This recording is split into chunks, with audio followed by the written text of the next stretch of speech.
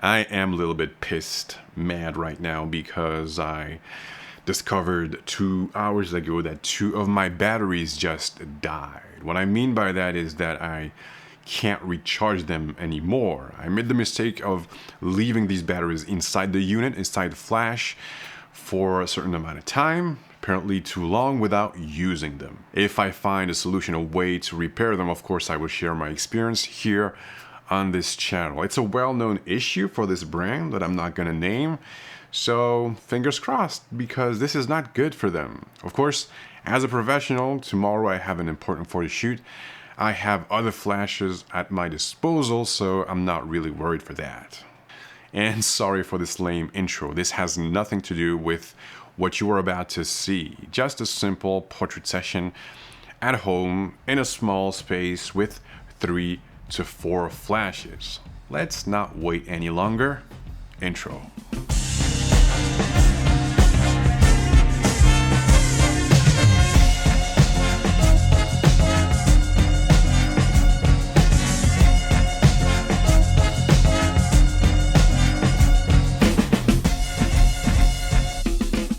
I'm getting old and I wish that I had my own space for my portrait work. Now, not having to rent a studio space, a specific location, a hotel or an apartment, not having to move all the gear, unpacking, setting up the lights, packing again. Yeah, I'm getting tired of all that. I'm currently updating my website, and between 2016 and 2020, I worked in a lot of different locations, and sometimes spending much more time setting up my lights and carrying around gear than actually creating images. Which has nothing to do with what I've been doing the past 2 years. I've been working a lot at home, changing my workflow, my methods, and still learning a lot. And I'm really surprised that so far nobody has mentioned my choice of using the GF50mm for my portrait work.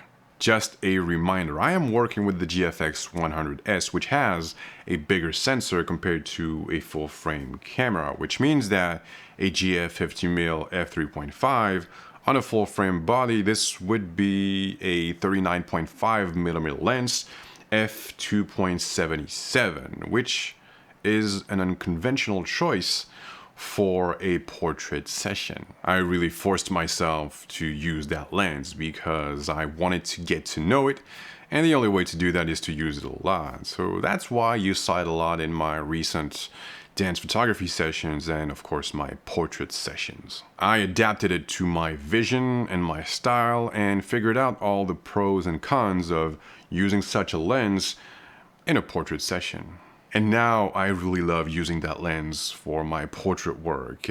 I wish it was a little bit faster, but it gives me a ton of room to work with in tight spaces, and the distortions are really easy to handle. For this specific session, I used 3 to 4 lights, and of course this was recorded before my batteries died. And since I didn't get a lot of questions about my lighting setup and approach with 3 to 4 lights, I decided not to make a video about that. Yeah, you guys didn't seem really interested.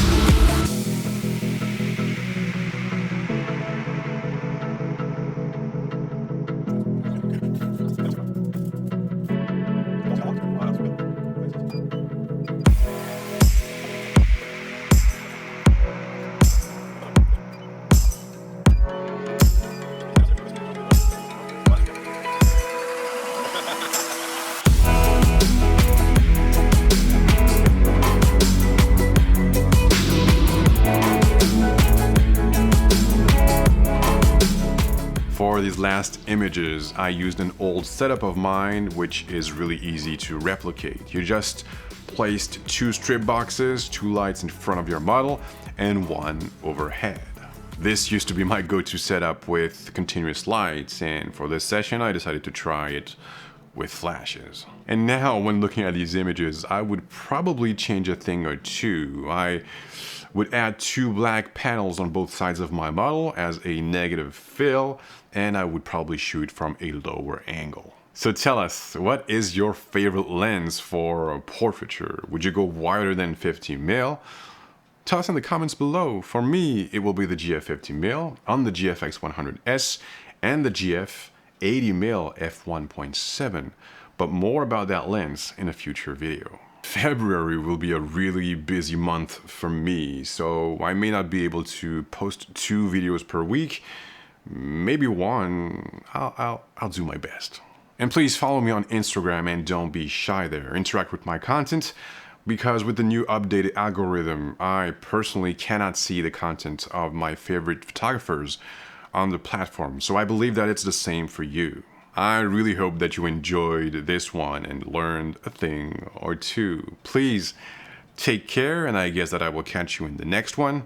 Until then, please have a good one.